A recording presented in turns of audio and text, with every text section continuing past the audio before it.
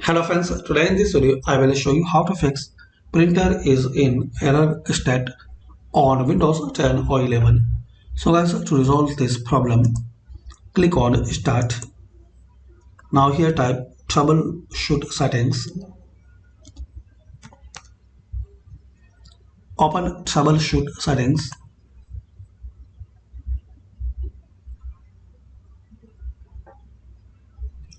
Now click on other troubleshooters. Now here in front printer, click on run. Now guys, it will detect some problems and it will resolve, and it will show some instruction, so follow them. So hopefully guys, this will work and this will fix printer problem. And in case it's not work for you, so you have to download official printer company's driver and install in your PC or laptop.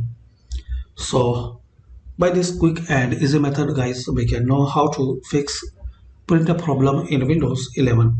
Thanks for watching guys. Please comment this method work for you or not.